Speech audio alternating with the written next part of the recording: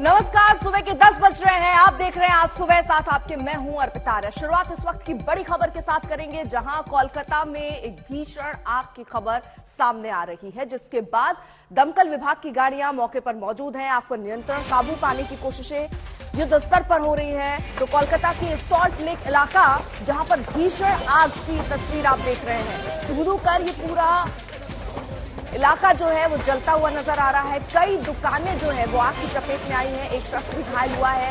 12 गाड़ियां दमकल की वहां पर मौजूद है। आग बुझाने की कोशिश हो रही है, लेकिन आग की उठती लपटों को और निकलते काले धुओं को देखकर आप अंदाजा लगा सकते हैं कि आग कितनी भयानक है। दूर तक नजर आ रही है ये आग की लपटें। पूरे इलाके में आग की वजह से गहरा धुआं भी छाया हुआ नजर आ रहा है, जैसा कि आप तस्वीरों में भी देख रहे हैं। 12 गाड़ियां दमकल की वहां पर तैनात की गई हैं, जो आग पर काबू पाने के लिए कोशिशें कर रही हैं, लेकिन लपटें इतनी जबरदस्त। अब आग कैसे लगी, इन कारणों का अभी तक खुलासा नहीं हुआ, लेकिन सबसे जल्दी यहां पर प्राथमिकता इस बात की है कि आग पर नियंत्रण पाया जाए, आग पर काबू पाया जाए। दूर तक आग की लपटें देखी जा रही हैं, धुआं ही धुआं दिख रहा है। कई दुकानें आग में जलकर खाक हो गई हैं। 12 दमकल की गाड़ियों को वहां बुलाना पड़ा आग पर काबू पाने के लिए। तो सॉल्ट लेक इलाका कोलकाता का, जहां पर यह भीषण आग लगी है,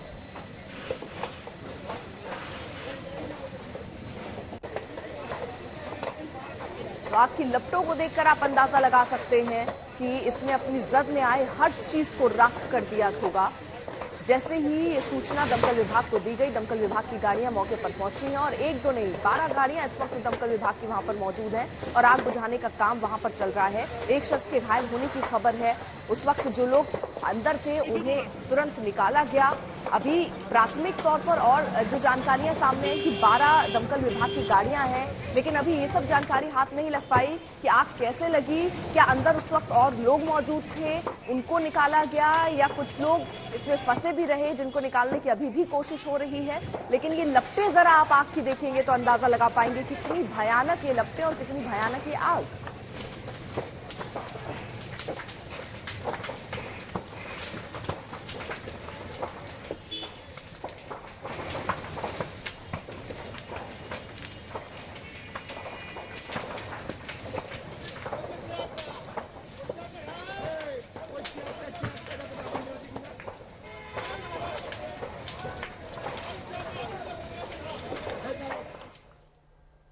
अब बात जोशीमठ की कर लेते हैं। जोशीमठ का क्या होगा?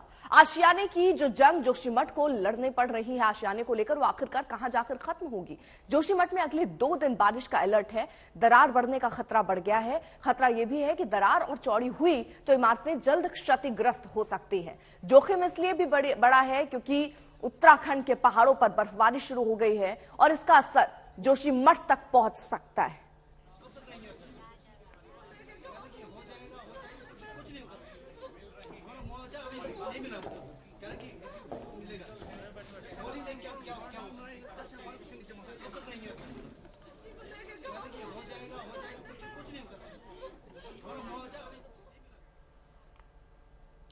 तो जोशीमठ में हाहाकार मचा हुआ है क्योंकि लोगों के आशियाने उजड़ रहे हैं और इसलिए विरोध प्रदर्शन करने के लिए लोग सड़कों पर उतरे हैं। वहां पर तैयारियां सारी हो गई थी कि इमारतों को गिराया जाना है, लेकिन उसके बाद लोग सड़कों पर बैठकर मुआवजे की मांग करते रहे। इन सब के बीच सीएम धामी खुद मुलाकात करने उन लोगों से पहुंचे। उनके जो वादे हैं कि प्लॉट नंबर 1 करीब 1.5 लाख का फौरी मुआवजा जो है प्लान, वो अभी प्लान नंबर 1 है। नुकसान का डिटेल आकलन होगा, कितना नुकसान हुआ है उस हिसाब से मुआवजे की आगे राशि निर्धारित की जाएगी। प्लान नंबर 3 आकलन जो हुआ है उसके आधार पर ही मुआवजा दिया जाएगा। मुआवजे का मॉडल तय होगा। ये भी आगे के वादे जो सरकार की तरफ से किए गए हैं, लोगों की समस्याओं को सुनने के बाद कि इस आपदा में सरकार उनके साथ खड़ी है, ये भरोसा भी धामी ने दिया। और किस तरीके से प्लान बनाया गया है वो हम आपको बता रहे थे। अब जोशीमठ में कहां कहां खतरा है? गांधीनगर, सेंधार, मनोहर बाग, सुनील क्षेत्र, रविग्राम, मारवाड़ी वार्ड, गौरंग, होसी और परसारी, ये वो इलाके जहां पर अभी भी खतरा मंडरा रहा है, जहां पर भी दरारें हैं और वो दरारें और चौड़ी हुई तो खतरा और ज्यादा बढ़ जाएगा। 223 मकानों में दरार नजर आई, जिसके बाद 131 परिवार विस्थापित कर दिए गए हैं, उनको सुरक्षित जगहों पर शिफ्ट कर दिया गया है। 144 राहत शिविर बनाए गए हैं और एक 1425 लोग राहत शिविर में रखे गए हैं। उनके खाने पीने का इंतजाम भी सरकार की तरफ से किए जा रहे हैं, लेकिन उनके माथे पर भी चिंता की लकीरें इस बात को लेकर कि ये तो फौरी इंतजाम है, आगे के लिए क्या इंतजाम सरकार उनके लिए करती है। अब ऑपरेशन तोड़फोड़ में आपको बता दें, होटल मल्लारी, माउंट व्यू, ये 2 होटल ऐसे थे जिन्हें चिन्हित किया गया, जिनका मलबा अगर नीचे गिरेगा तो ज्यादा तबाही लेकर आएगा, इसलिए उनको गिराने की बात हो रही थी। आम लोगों के घरों में अब जो जानकारी है, तोड़फोड़ नहीं होगी, क्योंकि याद होगा आपको कि 723 ऐसे मकान थे जिनके घर के बाहर रेड क्रॉस लगा दिया गया था, जिसका मतलब ये कि उन घरों को भी तोड़ा जाएगा। लेकिन अभी ये फैसला लिया गया है कि सिर्फ वो 2 होटल जो ज्यादा खतरनाक है उन्हें गिराया जाएगा। एसडीआरएफ और एनडीआरएफ पुलिस का ऑपरेशन वहां पर है, वहां पूरी तैयारियां कर ली गई हैं, बुलडोजर की तस्वीरें भी हमने देखी, लेकिन इन सब के बीच अभी लोगों को समझाने की कोशिश हो रही है। सीएम धामी ने भी निर्देश दे दिए जोशीमठ को लेकर कि कोई भी निर्माण कार्य ना चले, अभी कोई घर भी नहीं तोड़ा जाएगा। ये भी बात कह दी गई है उनकी तरफ से कि अभी वो जो 2 होटल खतरनाक है, सिर्फ उन खतरनाक घोषित 2 होटल्स को ही गिराया जाएगा। और उनके मालिक लेकिन ये कह रहे हैं कि हमें मुआवजा दिया जाना चाहिए। कुछ लोगों के 2011 में होटल बने हैं और आज तोड़ने की बात आ रही है। उनका सीधे तौर पर यह कहना है कि जब हम ये इमारत बना रहे थे उस वक्त जिसने परमिशन दी वो शख्स कौन है, और अब गिराने के लिए कौन लोग आ रहे हैं वो भी स्पष्ट करना चाहिए और हमें उचित मुआवजा देना चाहिए।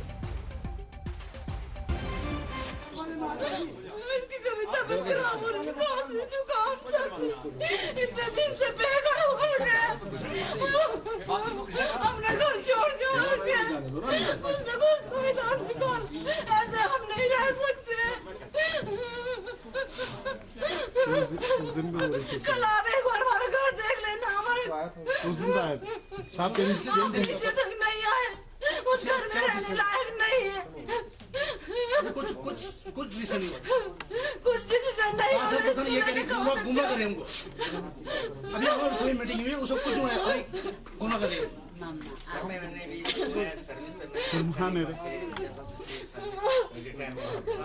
इस 6 महीने के बच्ची को लेकर हो जाएगा कुछ नहीं कर रहा। हमारा मुआवजा अभी तक नहीं मिला हमको, कह रहा कि कुछ मिलेगा, कुछ बोली नहीं, क्या होगा, कब तक रहेंगे। इतने ठंड में इतने परेशान कर रही सभी मीटिंग हुई, उसको बोला कि मुआवजा हो जाएगा, तब तक क्या हुआ हमारा। जल्दी से जल्दी कर दिया नहीं सर, आप एक चीज बताएं, हमारा कैसा हुआ, मतलब आप बताइए हमारा कैसा हुआ। ये देखिए छोटी बच्ची है, 6 महीने की बच्ची है अभी।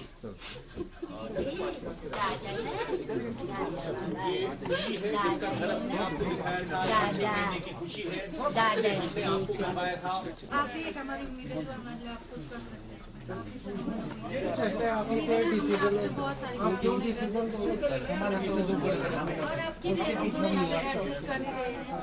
हमारे घरों की स्थिति आगे की गई, वो चिंता है। वही ना ये महिलाएं आए जो ये आपको ठीक है, लेकिन आप हमारे घर देखोगे, आप अगर वहाँ पे जाके देखोगे हमारे घर की स्थिति जो टूट चुके हैं, बिल्कुल इतने टूट टके हैं। जो हम 1 बजे रात वहाँ से भाग हैं, हम अंदर सो रहे थे, बाहर से हमारा घर टूट गया, तो हम भाग भी नहीं सकते वहाँ से। सिर्फ आप ही हमारा सर हमें एकमात्र सहारा आप आए, हम चाहते हैं आप रिलीफ फंड जो हमारे आशा है वो जल गए। उस होटल में कुछ हो ना हो, उससे हमें कोई लेना देना नहीं, लेकिन होटल की वजह से हमारे घर पूरे टूट गए हैं। अब उस होटल का मामला जहाँ तक हो, उसको जो करते हैं हमें उससे कोई लेना देना नहीं है, लेकिन हमारे सबसे पहले हमारी व्यवस्था करो सर। तो देर रात जब सीएम धामी रिलीफ कैंप में पहुंचे थे तो लोग फूट फूट कर रो रहे थे, जैसे तस्वीरों में भी हमने आपको दिखाया। मुख्यमंत्री को अपनी बात उन्होंने आप बीती बताई, हालात बताए, पूछा कि बच्चों और बुजुर्गों के साथ आखिर वो कहां जाए। ये सारे सवाल तो हैं ही, लेकिन आपको बता देते हैं कि इस पूरे मामले पर अपडेट क्या है। अपडेट नंबर 1, राहत प्लान पर मंथन चल रहा है, पीड़ितों से संवाद चल रहा है, सीएम धामी बैठक करेंगे और सिर्फ 2 होटल अभी गिराए जाएंगे। लोगों के घर नहीं गिरने वाले हैं, यानी उन घरों को जिनको चिन्हित किया गया था, रेड क्रॉस लगाकर वो मकान अभी नहीं गिरने वाले हैं। सिर्फ अभी वो 2 होटल जो ज्यादा खतरनाक है उन्हें गिराने की योजना आगे बनाई जा रही है। अंकित हमारे सहयोगी इस वक्त और अपडेट के साथ जुड़ चुके हैं। अंकित, एक तरफ तो लोगों को समझाना चुनौती है, कैसे उनको समझाया जाए कि वो उन 2 होटल्स को गिरने दें, दूसरी तरफ मौसम की मार भी पड़ रही है, लगातार बारिश भी लोगों के लिए समस्या और चुनौतियां खड़ी कर रही हैं। जी अर्पिता, जैसा कि मौसम का पूर्वानुमान है 11 से 14 तक जो है वो उसमें पहाड़ी इलाकों में बारिश हो सकती है और बारिश के बाद बर्फबारी भी हो सकती है। तो ऐसे में दोहरी मार पड़ रही है जोशीमठ के लोगों को। एक तरफ तो उनको अपना घर छोड़ना पड़ रहा है और दूसरी तरफ रिलीफ कैंप्स में जो रात को सब 0 तक टेम्परेचर पहुंच जाता है और माइनस में भी चला जाता है कभी, तो उस समय में उनको वहां पे रात गुजारनी पड़ रही है। ऐसे में कैसे अपना गुजारा बसर करें, ये एक बड़ी चुनौती है। इसके बाद मुख्यमंत्री पुष्कर सिंह धामी जब लोगों से मिलने के लिए पहुंचे तो लोगों का जो सब्र का बांध था वो फूट पड़ा और लोगों ने अपनी भावनाएं व्यक्त की। लोगों ने रोकर अपनी आप बीती बताई उनको कि कैसे होगा सब कुछ। अंकित, इसके अगर बाद आप मुख्यमंत्री तस्वीरें ने दिखा आदेश दिए पाएं, हैं। आप जहां पर हैं वहां के अभी भी बारिश हो रही है, ये बारिश कितनी खतरनाक हो सकती है आगे जो भी योजनाएं या ऑपरेशन होने वाले हैं उसमें? जी देखिए, इस समय आपको तस्वीरों के माध्यम से दिखाता हूँ। बादल छाए हुए हैं यहाँ पर और सुबह के वक्त जो थी हल्की फुल्की बारिश हुई थी, ऊंचे पहाड़ी चोटियों पर भी बर्फबारी हुई थी, लेकिन इस समय धूप निकल रही है और बादल भी खुल रहे हैं। लेकिन अगर हम देखें तो इन पहाड़ियों के पीछे अभी भी लगातार बादलों का जमावड़ा लगा हुआ है। इसके साथ साथ जो फोरकास्ट है वो ये कहता है कि 14 तारीख तक हल्की फुल्की बारिश जोशीमठ में हो सकती है। जियोलॉजिस्ट ने भी चिंता जताई है कि अगर जोशीमठ में बाहरी बारिश होती है तो ये एक चिंता का विषय हो सकता है, क्योंकि इससे सब्सिडेंस बढ़ सकता है। लेकिन हल्की बारिश अगर होती है तो उससे टेम्परेचर गिरेगा, लेकिन जो इस समय स्थिति बनी हुई है, जो त्रासदी है, उसमें ज्यादा घबराने वाली बात नहीं है, ज्यादा चिंता का विषय नहीं है। तेज बारिश खतरनाक है जोशीमठ के लिए।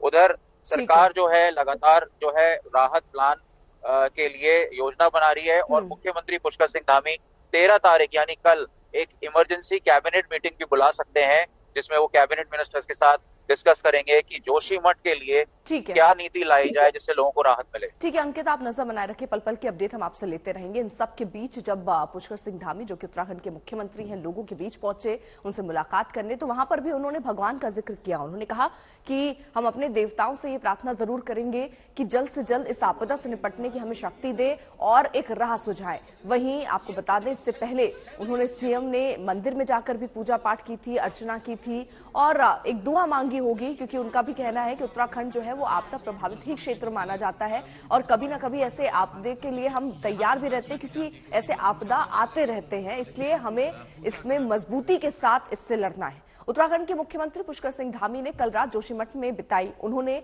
रिलीफ कैंप में पीड़ितों से मुलाकात की। धामी कल ही जोशीमठ पहुंच गए थे। धामी ने वादा किया कि जो भी राहत या मुआवजा दिया जा रहा है वो फौरी है। मुआवजे का ऐलान नुकसान के आकलन के आधार पर होगा। सभी को सहायता प्रदान करेंगे। विश्वास दिला रहे हैं कि पूरी सरकार जोशीमठ के लोगों के साथ है और यह कहना कि जोशीमठ पूरा डूब रहा है, पूरी तरह से खत्म हो रहा है, आप सब लोग भी कई दिनों से यहाँ हैं, अगर डूब रहा होता तो आप लोग कैसे होते? हम क्लैरिटी करेंगे, हम जिम्मेदार लोग हैं। मैं मुख्य सेवक हूँ राज्य का, मैं कह रहा हूँ कि हम पूरी क्लैरिटी करेंगे और हम जिम्मेदार हैं, जिम्मेदारी से कह रहा हूँ। और हमें दर्द है, हमें कष्ट है, हमारे राज्य के लोगों के इस समय कष्ट में है। ये जो 1.5 लाख रुपए की धनराशि देने का हमने निर्णय किया, ये फौरी तौर पर है। ये कोई अंतिम राहत नहीं है कि इतने में ही काम चलने वाला, ये अंतरिम है। हम पुनर्वास की बात भी कर रहे हैं और इसमें हमको केंद्र की सरकार का भी पूरा सहयोग है। एनडीएमए की टीम भी यहाँ पर पूरा परीक्षण कर रही है, अन्य एजेंसियां भी परीक्षण कर रही हैं और जो भी मॉडल हो सकता है, केदारनाथ का मॉडल या वरुणावत पर्वत उत्तरकाशी का मॉडल या नया मॉडल, उसके आधार पर हम यहाँ पर पुनर्वास को आगे बढ़ाएंगे। और इस बीच एक बड़ी खबर आ रही है। सूचना और प्रचार निदेशालय डीआईपी ने आम आदमी पार्टी को करीब 163 करोड़ रुपए की रिकवरी के लिए नोटिस जारी किया है। अब सूत्रों के हवाले से जो खबर मिल रही है उसके मुताबिक आम आदमी पार्टी पर सरकारी विज्ञापनों की आड़ में राजनीतिक विज्ञापन प्रकाशित करवाने का आरोप है। दिल्ली के उपराज्यपाल वीके सक्सेना ने मुख्य सचिव को आम आदमी पार्टी से इस मामले में वसूली के निर्देश दिए हैं। इस आदेश के करीब 1 महीने बाद सूचना और प्रचार निदेशालय के नोटिस की जानकारी सामने आई। सूत्रों के मुताबिक आम आदमी पार्टी को 10 दिन के अंदर 163 करोड़ करीब रुपए की ये पूरी राशि का भुगतान करना होगा। अगर ऐसा नहीं हुआ तो कानूनी कार्रवाई की जाएगी। पार्टी की संपत्तियां भी कुर्क की जा सकती हैं। तो पैसा अगर जमा नहीं होता तो कानूनी कार्रवाई भी हो सकती है। राम किनकर सिंह हमारे सहयोगी जुड़ चुके हैं और अपडेट के साथ। राम किनकर सिंह, ये पूरा जरा मामला तफ्तीश से बताइए और क्या प्रतिक्रिया आम आदमी पार्टी की तरफ से, उनकी क्या योजना है, क्या ऐसा हुआ है और अगर हुआ है तो फिर ये भुगतान कब तक? देखिए, अभी तक इस पूरे मसले पर अगर बात कहें कि आम आदमी पार्टी का क्या रुख है या क्या कहना है, अभी तक ये साफ नहीं हो पाया है। लेकिन इन सब के बीच इतना नोटिस रिकवरी का आना ही था, उसके बाद से बीजेपी को मौका मिल गया। और बीजेपी का तो ये कहना है कि हम तो बहुत पहले से ही कहते रहे हैं कि ऐसा हो रहा है वहां पर, और सरकारी विज्ञापन और साथ ही साथ जो विज्ञापन है प्रचार का, उसमें बाकायदा अंतर नहीं है। यही वजह है कि बीजेपी ने कहा है कि अब उपराज्यपाल को नोटिस के साथ ही साथ रिकवरी के बारे में भी जरूर सोचना चाहिए और आम आदमी पार्टी को ये पैसे देने चाहिए। दूसरा, बीजेपी ने ये भी कहा है कि वो तो पहले से ही कहते रहे हैं कि सरकार हर बार दूसरे राज्यों में, चाहे पंजाब या दूसरे राज्यों में, दिल्ली के खर्च पर, दिल्ली के लोगों के पैसे के खर्च पर जो है प्रचार करती है। ऐसा बीजेपी के तमाम प्रवक्ताओं ने आरोप लगाया। बीजेपी के हरीश खुराना ने साफ तौर पर एक वीडियो रिलीज करके ये कहा है और उन्होंने तो ये भी कहा है कि यह एक बड़ा मसला है और ये अमानत में खयानत का मसला है, यानी जिसे सुरक्षा की जिम्मेदारी थी उसने ही ऐसा कुछ किया। लेकिन ये है कि अब जो बीजेपी का आरोप है वो और ज्यादा संगीन हो गया है, बढ़ गया है, और वो ये कह रहे हैं हम तो बहुत पहले से ये बातें कहते रहे। अब साफ देखना ये है कि आम आदमी पार्टी का इस पूरे मसले में क्या कहना है। लेकिन इतना जरूर है, 10 दिन के अंदर इस पूरे पैसे की रिकवरी करने की बात कही गई है, जैसा जो नोटिस है वो ये साफ तौर पर कहता है। जी, तो 10 दिन के अंदर ये जो पैसा है ये चुकाना होगा। आम आदमी पार्टी की अभी तक कोई प्रतिक्रिया नहीं आई है, बीजेपी को बैठे बैठे मौका मिल गया। लेकिन राम किनकर, जरा ये नियम बताइए, ये नियम क्या कहते हैं और किस तरीके के सबूत वहां पर हो सकते हैं कि आप सरकारी विज्ञापनों की जगह राजनीतिक विज्ञापन छपा रहे हैं? ये कैसे अलग होता है और क्या इसमें कितनी कमियां आम आदमी पार्टी की आप देखते हैं? देखिए, अभी तक जो स्थिति है उसमें बड़ी बारीक लाइन है कि सरकारी विज्ञापन और एक राजनीतिक विज्ञापन में क्या अंतर होता है। लेकिन बाकायदा एक गाइडलाइन बनी हुई है और इस गाइडलाइन के तहत जो सरकारी विज्ञापन है उनको अलग रखा जाता है राजनीतिक विज्ञापनों से, और आमतौर पर ऐसा होना नहीं चाहिए और अक्सर ऐसा होता भी नहीं है। लेकिन इस नोटिस के बाद यह साफ तौर पर अब जवाब देने का काम सिर्फ और सिर्फ आम आदमी पार्टी का ही है कि आखिर अब वो पार्टी क्या रुख लेती है या इस पर उसका क्या कहना होता है, या वो अपने तौर पर, यानी अगर इसको कानून की भाषा में कहें, अब ये खुद जिम्मेदारी बन जाती है आम आदमी पार्टी की कि वो खुद बताएं कि उन्होंने किस किस मद में कहां कहां पर पैसे खर्च किए और किया भी या नहीं किया। तो ऐसे में अब जिम्मेदारी उन्हीं की है कि अपनी डिफेंस पर वो बताएं और साथ ही साथ वो सबूत रखें जिसके जरिए ये साफ हो कि ऐसा कुछ नहीं हुआ और सरकारी और राजनीतिक विज्ञापन। जरा एक चीज और आपसे समझना चाह रही हूँ राम किनकर, क्योंकि ये अब जिस तरीके का नोटिस दिया गया है, ये पैसे 10 दिन के अंदर चुकाने होंगे, आम आदमी पार्टी का रुख देखना होगा। लेकिन यहाँ ये भी कहा जा रहा है कि कानूनी लड़ाई भी लड़ी जा सकती है अगर ये 10 दिन में रकम वापस नहीं आती है। वो लड़ाई किस तरीके की होगी, क्या हो सकता है आगे आम आदमी पार्टी के लिए? देखिए, बिल्कुल साफ तौर पर पार्टी के लिए बहुत एक संवेदनशील मसला है, क्योंकि यह और बड़ा राजनीतिक तूल ले सकता है अगर इस पूरे मामले में जवाबी कार्रवाई नहीं की गई। जाहिर तौर पर पार्टी के तमाम लोग अपने जो एक्सपर्ट्स हैं या वकील हैं उनके जरिए इस नोटिस का जवाब देने की तैयारी में जुटेंगे। और अब देखना यह है कि इससे पहले बीजेपी का एक आरोप था कि जो वकील हैं, वकीलों को लेकर के भी बीजेपी ने सवाल खड़ा किया था कि जो राजनीतिक पार्टियों के वकील हैं, यानी आम आदमी पार्टी के वकील हैं, उनको हेफ्टी अमाउंट दिए गए, करोड़ों करोड़ों की फीस दी गई, और ये भी आरोप लगा कि ये सब फीस भी जो है सरकारी पैसे का ही। हालांकि ये आरोप है, अब इसमें कितनी सच्चाई है, कितनी हकीकत, कितना फसाना है, जाहिर तौर पर ये जिम्मेदारी खुद सरकार की बन जाती है, यानी आम आदमी पार्टी की बन जाती है, क्योंकि सरकार और राजनीतिक विज्ञापन दो अलग अलग चीजें हैं। और कई बार ये होता है कि राजनीतिक पार्टियों में खासकर इसको लेकर के बड़ी बारीक लाइन होती है, तो अक्सर जो विपक्ष में बैठा होता है वो इल्जाम लगाता है उस सत्ताधारी पार्टी पर जो कि उस वक्त सरकार में बैठी होती है।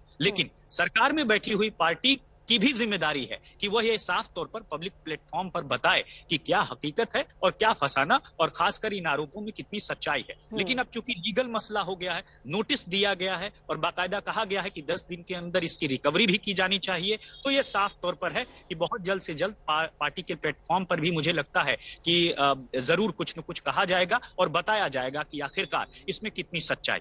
ठीक है, आप रहिए जरा। देखिए, सूचना और प्रचार निदेशालय डीआईपी ने आम आदमी पार्टी को करीब 163 करोड़ रुपए की रिकवरी के लिए नोटिस दिया है। और ये भी जानकारी मिल रही थी, जैसे हम चर्चा भी कर रहे हैं, कि सरकारी विज्ञापनों की आड़ में राजनीतिक विज्ञापन प्रकाशित करवाए गए हैं। दिल्ली के उपराज्यपाल वीके सक्सेना ने मुख्य सचिव को आम आदमी पार्टी से इस मसले पर 97 करोड़ की वसूली का भी निर्देश दिया और इस आदेश के करीब 1 महीने बाद सूचना और प्रचार निदेशालय के नोटिस की जानकारी सामने आई।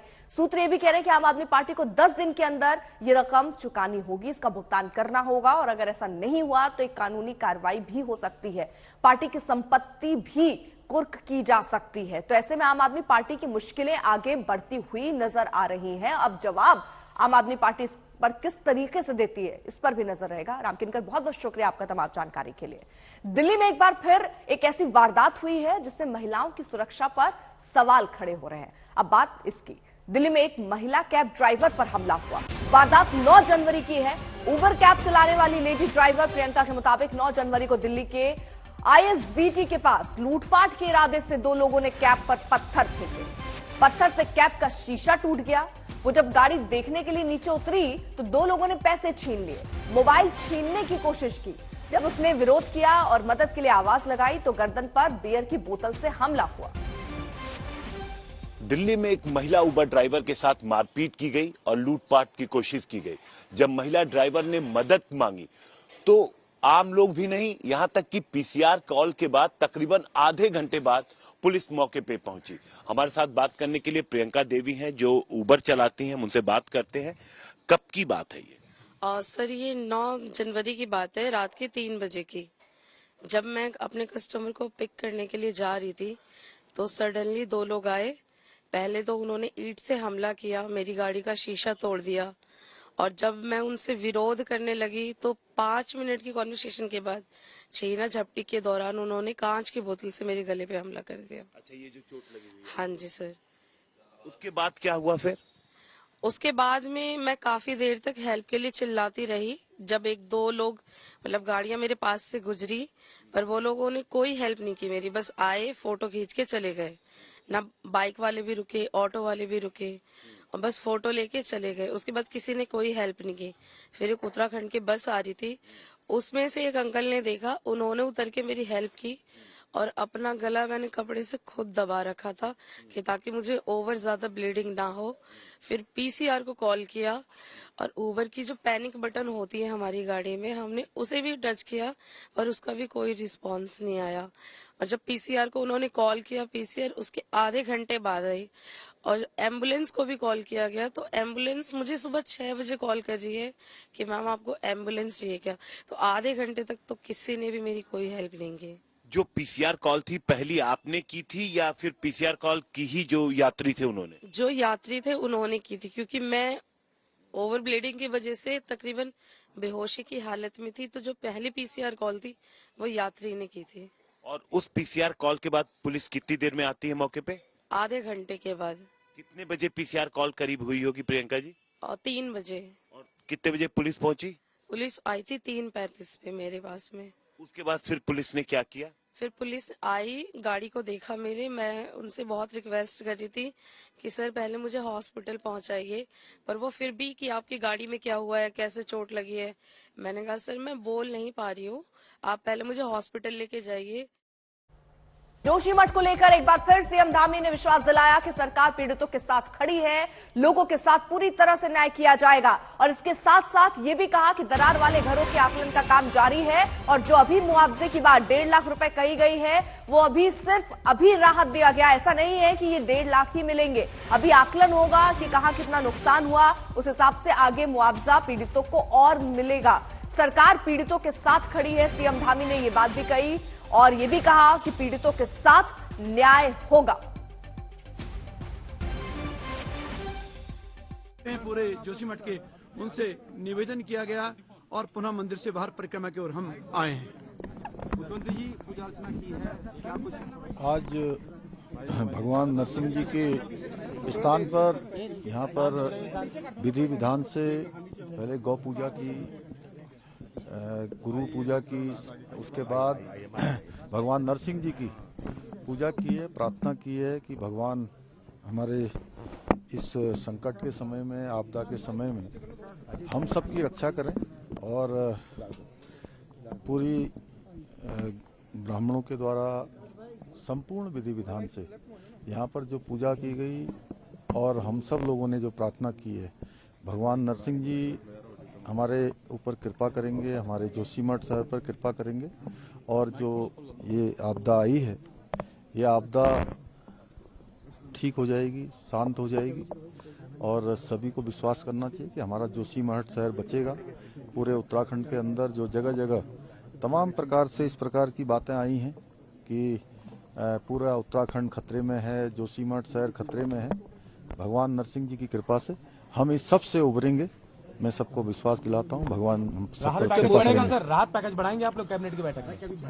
हाँ, उस पर हम लोग पहले ही कह चुके हैं कि चूंकि आपदा आई है, आपदा आना एक प्राकृतिक आपदा है और किसी एक कारण से आपदा नहीं आई है और उस पर भी बात चल रही है, लेकिन आगे हम प्लानिंग के साथ पूरे विधिवत तरीके से जो सबसे अच्छा पैकेज हो सकता है, जो सबसे अच्छा रास्ता हो सकता है, उस रास्ते को हम लोग अख्तियार करेंगे, यहाँ के लोगों की सहायता करेंगे।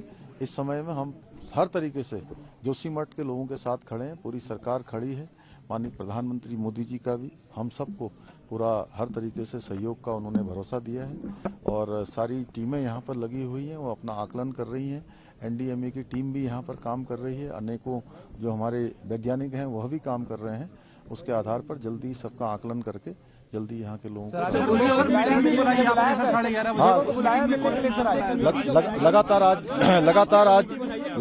लगातार आज हमारी विभिन्न समूहों के साथ आज दिन में अनेक बैठकें होने वाली हैं। उन बैठकों में भी जो कल से लेकर मैं यहाँ पर हूँ, जो भी हमने यहाँ पर देखा है उन सभी को आगे ठीक से क्रियान्वित करें, ठीक से लोगों को सहायता करें, उस पर काम करें। कुछ देखने को मिले उसके हाँ, वो पहले से ही है, उस पर हम लोग काम कर रहे हैं।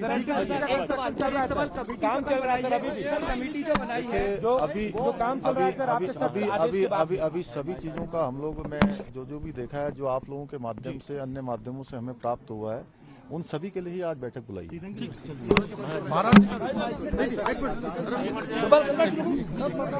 मेरा माई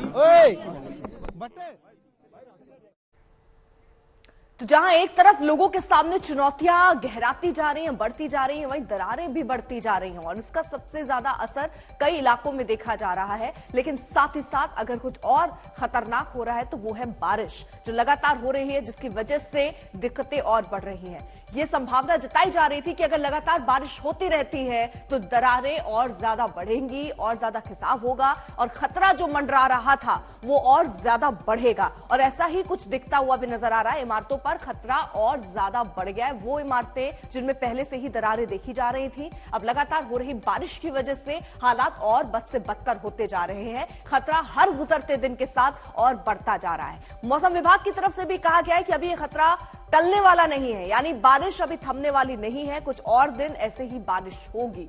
और अगर ऐसा होता है तो आप समझिए जो दरारें अभी दिख रही हैं उनसे ज्यादा दरारें और लैंडस्लाइड होने के खतरे भी बढ़ जाते हैं। ये दो तस्वीरें हम आपको साथ ही साथ दिखा दें, जहां जोशीमठ के नरसिंह मंदिर में पहुंचे सीएम पुष्कर सिंह धामी, वहां पर पहुंचकर पूजा अर्चना की और पीड़ितों से उन्होंने जाकर मुलाकात की। तो जोशीमठ में आपदा का ट्रेलर तो पहले से ही मिलने लगा था, खतरे की आशंका पहले से ही जताई जा रही थी। जोशीमठ को लेकर कई कमेटियां भी बनी, उनकी रिपोर्ट भी आई, लेकिन रिपोर्ट पर धूल जमती रही और जोशीमठ को धंसने दरकने के लिए छोड़ दिया गया। जोशीमठ पर वर्षों पुरानी रिपोर्ट थी, लेकिन सरकारों की आंखें बंद रही। जोशीमठ पर साल भर से शिकायत करते लोग थे, लेकिन सरकार की नींद नहीं खुली। 6 महीने से सतर्क करते रहे भूवैज्ञानिक हैं, लेकिन सरकार हिली नहीं। होटल गिराने और जनता के विस्थापन की नौबत आ गई, लेकिन पुनर्वास और मुआवजे की स्पष्ट नीति तक नहीं लाई गई। और जब जोशीमठ में मौसम खराब होने के बीच घरों के गिरने का डर खड़ा है, तब ना एक्शन का पता है, न एक्शन प्लान का। नतीजा, अपना घर बचाने के लिए पिछले महीने मशाल जुलूस निकालकर जोशीमठ की सड़क पर प्रदर्शन करने वाली जनता अब घर तोड़ने के लिए तैयार होकर भी मुआवजा और पुनर्वास नीति सही पाने के लिए प्रदर्शन को मजबूर है।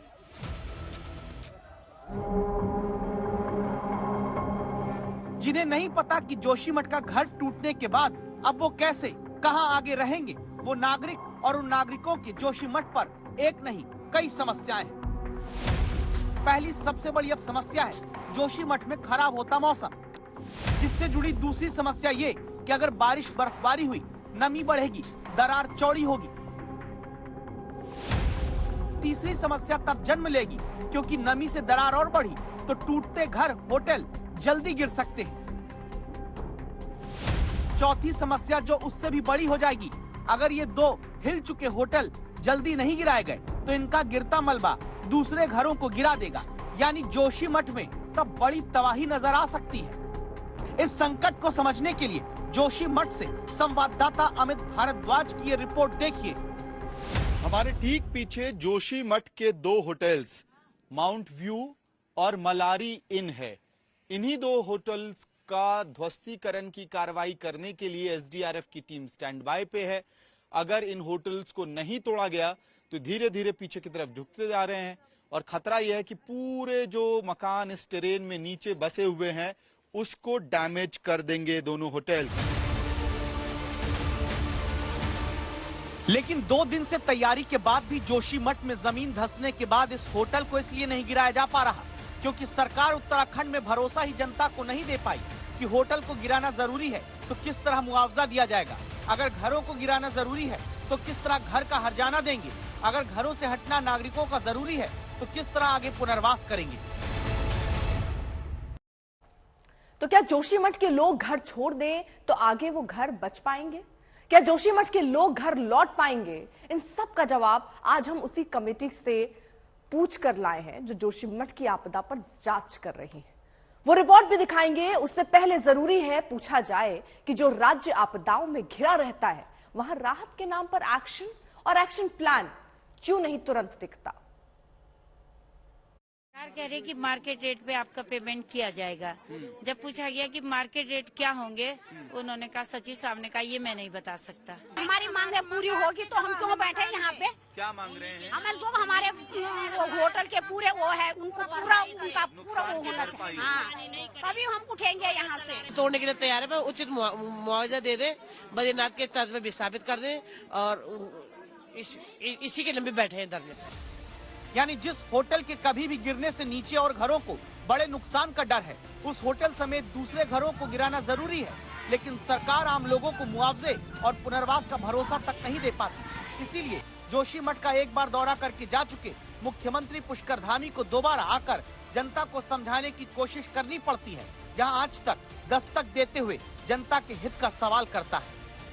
अभी तक कंपनसेशन का अनाउंसमेंट नहीं हुआ है सरकार की तरफ से, आप उनको किस तरह से अश्योर करना चाहेंगे? देखिए, पूरी सरकार जोशीमठ के लोगों के साथ है, राज्य की सरकार भी और माननीय प्रधानमंत्री नरेंद्र मोदी जी की केंद्र की सरकार। और हमने अंतरिम रूप से कुछ मुआवजे का ऐलान किया है, मुआवजा देने की बात करी है, उसको हम जल्दी देंगे करेंगे होगा। सरकार क्यों आपदा में फंसी जनता से फ्यूचर टेंस यानी भविष्य काल के रूप में बात करती है? क्यों नहीं सरकार कह पाती कि मुआवजा देना शुरू कर दिया, पुनर्वास कर रहे हैं? क्यों नहीं प्रेजेंट कॉन्टिन्यूअस यानी वर्तमान काल की बात की जाती है? नतीजा यही है कि जहां कभी भी घरों के गिर जाने का डर चारों तरफ फैला हुआ है, ऊपर का ढांचा अलग रह गया, नीचे जो है दरार आ गई है। ये आधे फुट की पूरी दरार दरअसल एक ही दीवार 2 टुकड़ों में बट के रह गई है, पूरी तरह से अलग नहीं हुई है, लेकिन अब एक साथ भी नहीं है। तो आप देख रहे हैं ये घर यहाँ से टूट चुका है। इतने खतरे में रहते लोगों को सरकार की तरफ से अभी राहत के नाम पर एक टोकन मनी जैसा दिया जा रहा है, जिसे अंतरिम राहत का नाम दिया जाता है। जो 1.5 लाख रुपए दिया जा रहा है वो इंटरिम रिलीफ है, अंतरिम राहत, और ये अंतिम नहीं है।